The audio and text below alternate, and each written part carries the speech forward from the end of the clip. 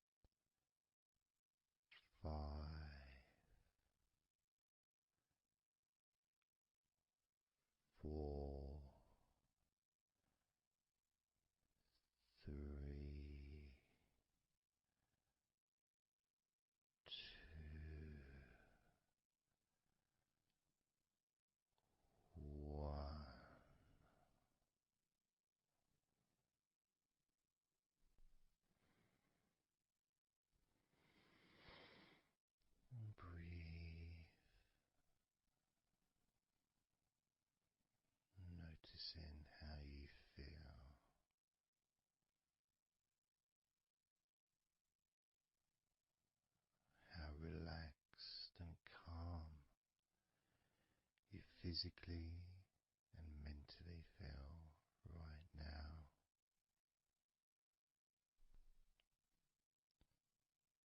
How peaceful your mind feels.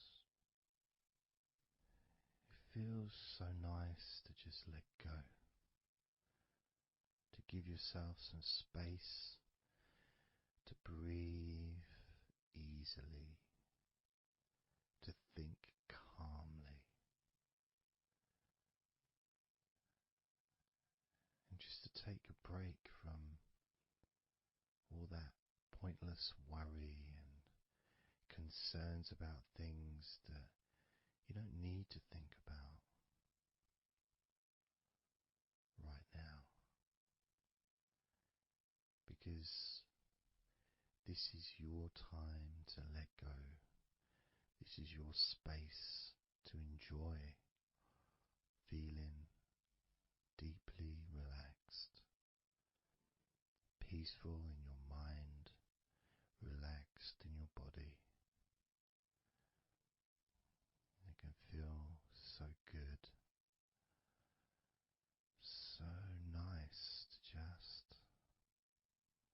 not have to do anything, to be able to really enjoy that serenity that comes with letting go completely, that peacefulness that comes with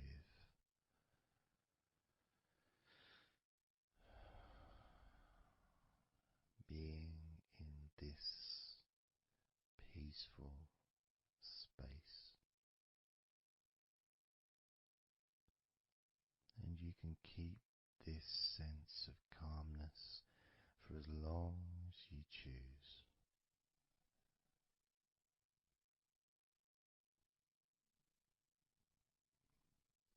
If you choose to drift off into a deep, healing, natural sleep, then you can do that.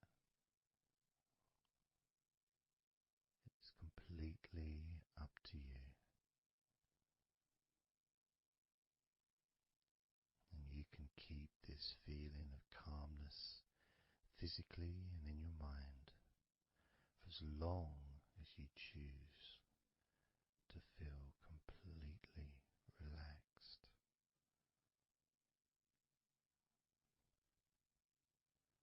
Completely relaxed. And I'd like you to make up your mind that you're going to relax.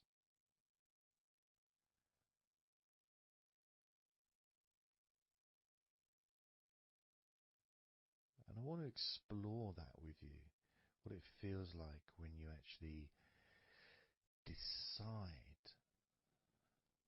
that you're going to relax. Not forcing yourself, but giving yourself that, I guess it is a command really, isn't it? When you're telling yourself, relax. In a gentle but firm way that only you can really tell yourself in that way. You can't really have someone else saying to you, now relax, relax, you know. It needs to be gentle, but someone else can't really have the same kind of influence or power that you have over your own physicality, over how you feel.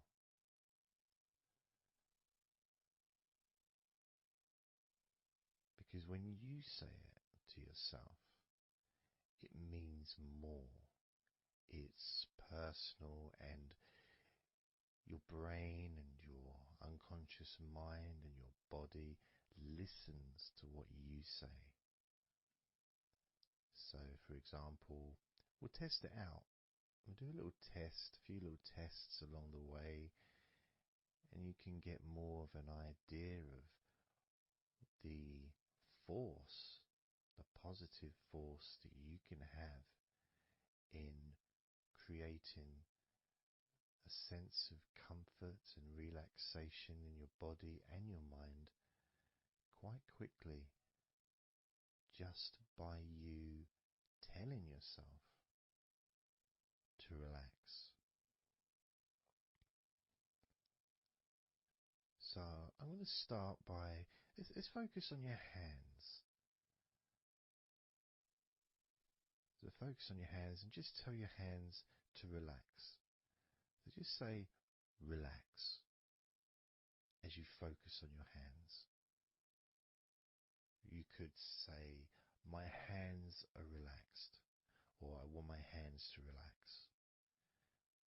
But I think if you actually do it directly, by focusing and imagining that your hands can hear what you're saying, like they've got little ears, which is a bit weird. So talking to your hands and just say, relax.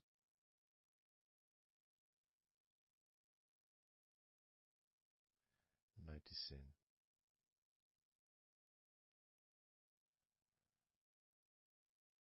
how your hands start to relax.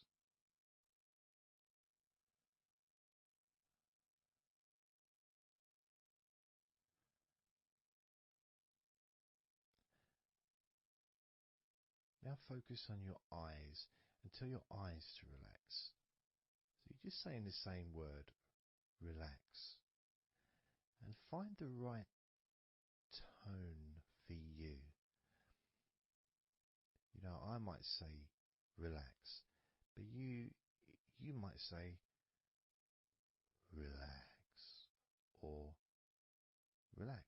You might say it differently to yourself, and that's important for you to gauge what feels right for you.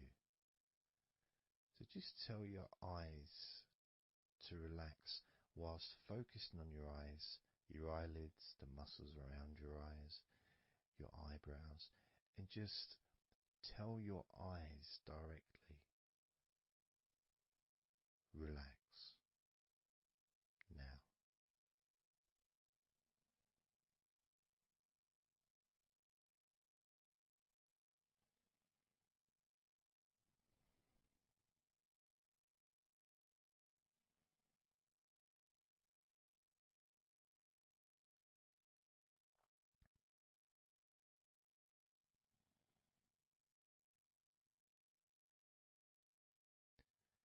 Now I just did that myself, and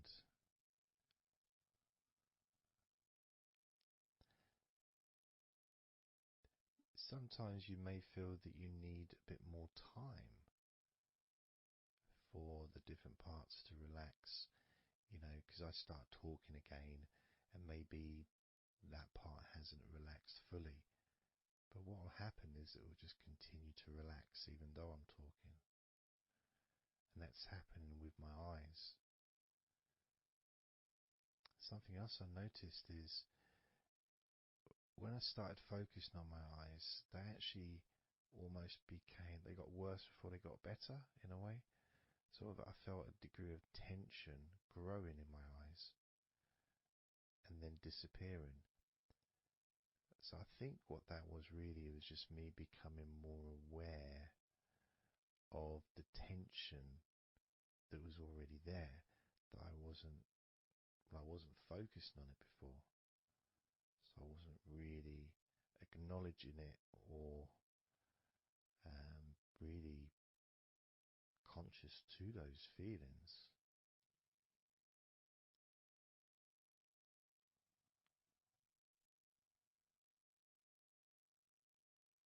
Yeah, my eyes are still continuing to relax, as well as my hands actually. My hands have got a certain kind of energy, like not buzzing, but I can kind of feel a degree of energy in my hands.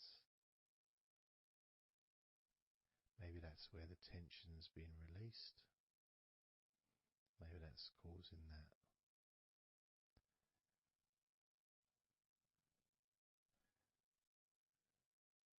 next part, I think we should focus on the back of the neck. That's a part which quite often, well, for me, holds tension. I don't know about for yourself, but I think it's quite a standard place where tension is sometimes held. So, and I'm doing exactly what you're doing as you do it as well. So I'm telling my body parts to relax as well. So if you tell your neck, the back of your neck, focus on the back of your neck and just say, relax, in your own words, in your own tone, in your own voice. You can say out loud or you can just say it to yourself internally. But you're focusing and you're saying it literally to the back of your neck, as if the back of your neck can actually hear what you're saying. So do that now. Just say relax to the back of your neck, and I'll do the same.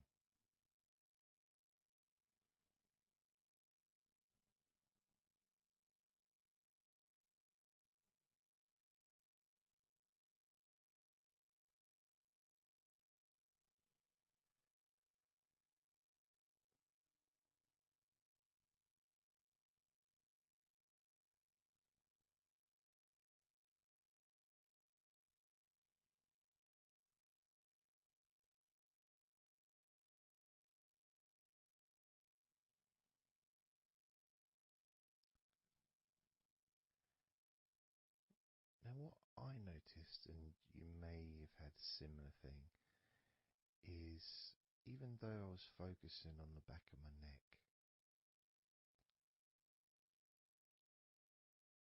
other parts started to,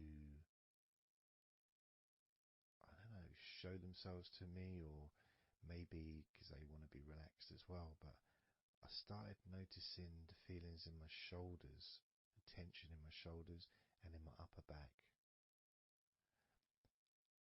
Whether that was because my back of my neck was saying, well, I'm pretty much okay. It's the other parts that need attention.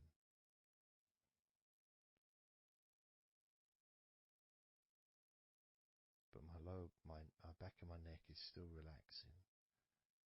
But I just became more aware of other parts that needed attention. Now this might happen, and it's not, it doesn't mean that it's going wrong. It just means you're being notified of more places that also want to feel relaxed. So I'm going to focus on my upper back. So you can do the same. Even if you don't have any feelings of tension that are obvious in your upper back, if you just focus on your back and the whole area from your shoulder blades down to the middle of your back, down your spine. I mean, with me, it's more the shoulder blades that are more, yeah, that's the parts that are really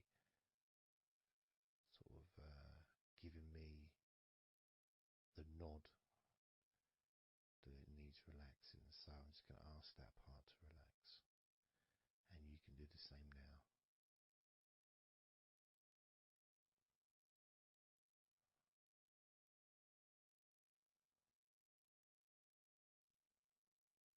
Relax your upper back.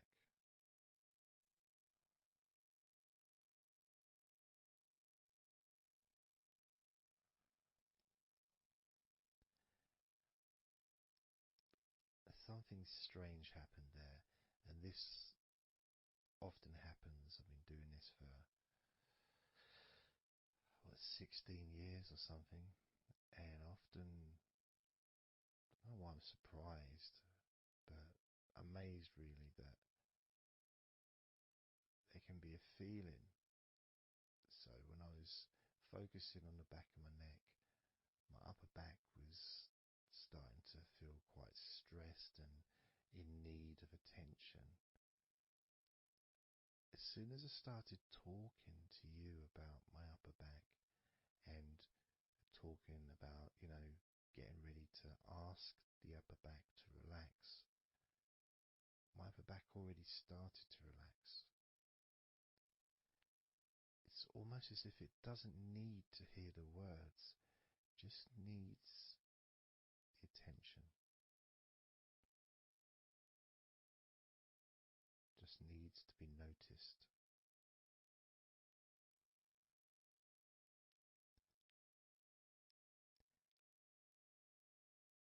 That is something that often happens in this type of situation, is when you start to relax a couple of parts of your body, as we've done with our hands, our eyes and our eyelids, and now back of the neck, top of the back, upper back. The rest of the body seems to just take notice and decide in its own way to start relaxing. Other parts of your body start to just become looser.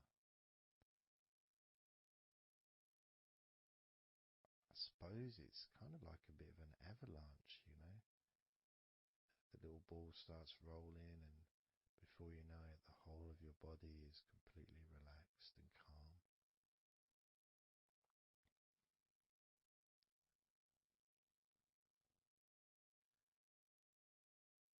And if you focus on your face,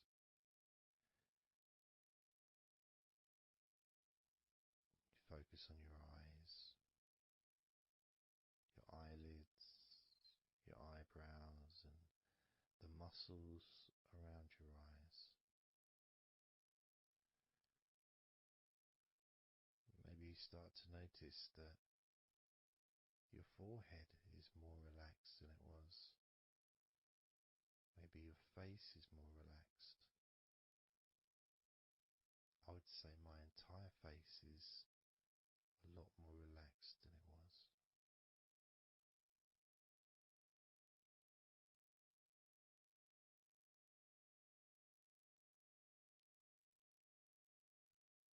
So we're going to focus now on your shoulders.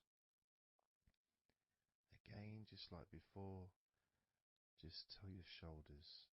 I mean, you can do them individually. You can do right shoulder, left shoulder.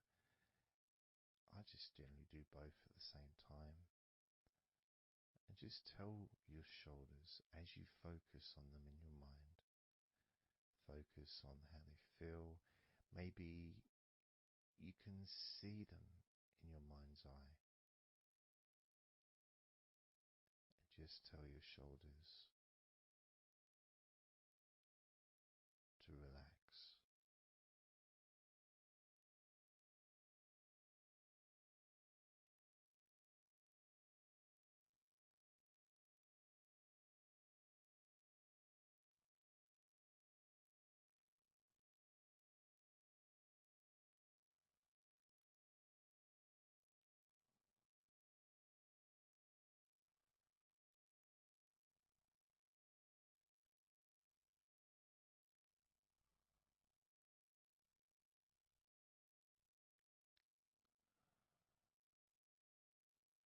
It feels nice as they relax.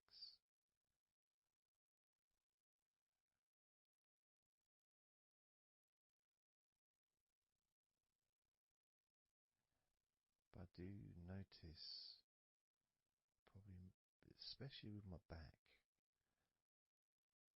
is the connection between the different parts. The back, the shoulders, the neck.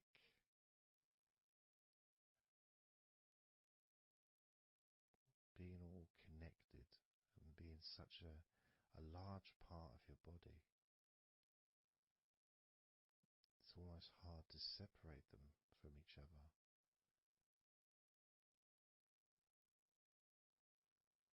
And my lower back has started to relax on its own.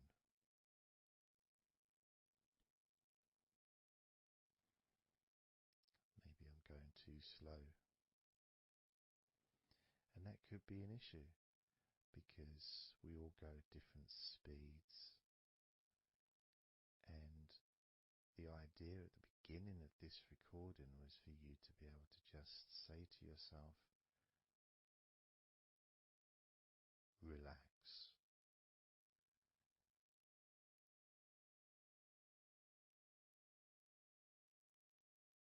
Without focusing on any particular part of your body. Because when you know that telling your hands to relax and your hands relax,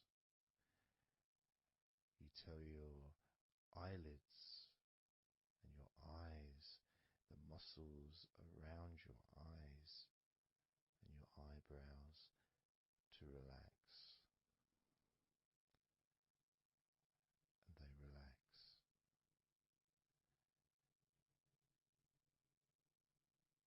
You tell the back of your neck to relax, and it relaxes.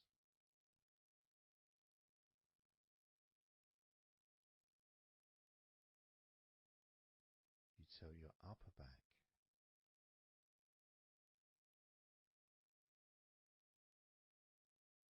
to relax,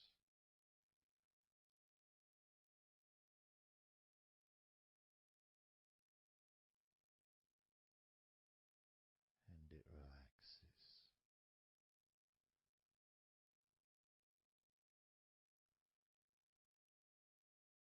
You tell your shoulders to relax,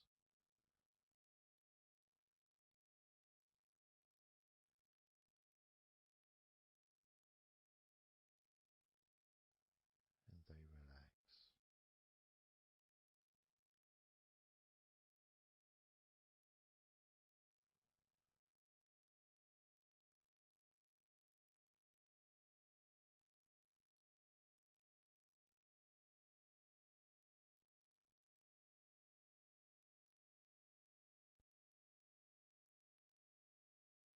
And when you told your hands to relax, they relaxed and they continued to relax.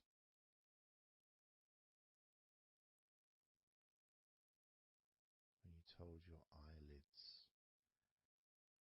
the muscles around your eyes, your eyebrows to relax, they relaxed and continue to relax.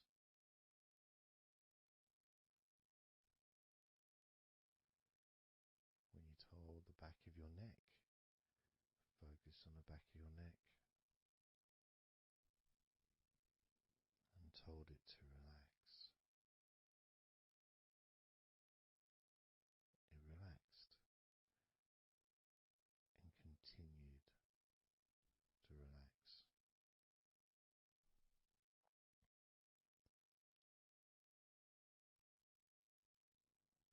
When you told your upper back to relax, it relaxed and continued to relax.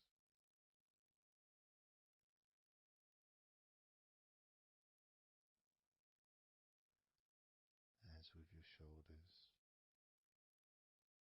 you told your shoulders to relax, and your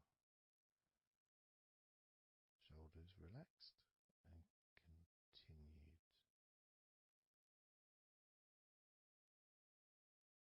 to relax.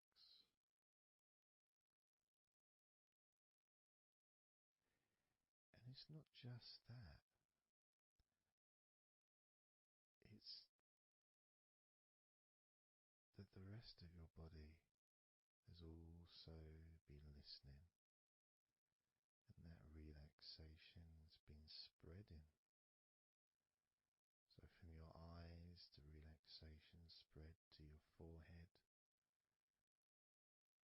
around your face, into your skin,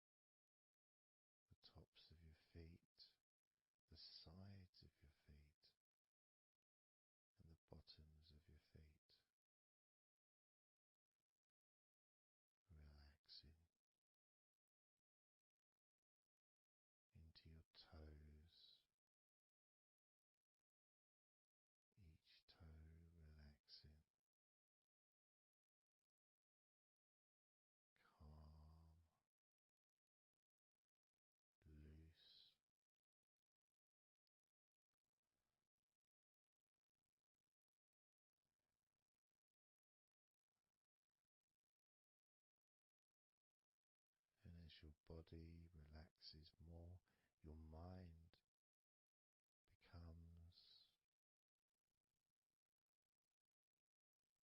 slower,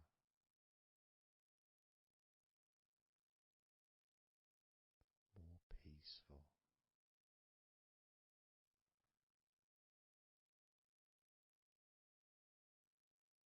to the point where if you choose to fall asleep,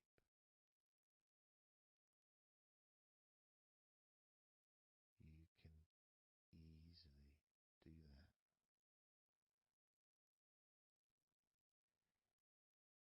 Easily drift away because there's nothing going on in your mind. Your brain is peaceful.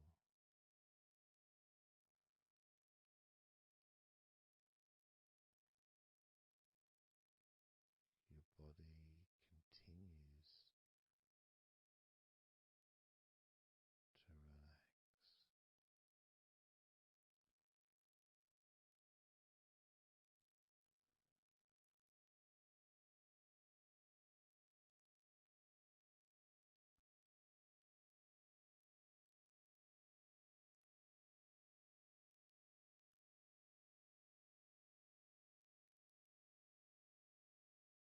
And with that connection between your body relaxing and the word that you say to yourself, relax,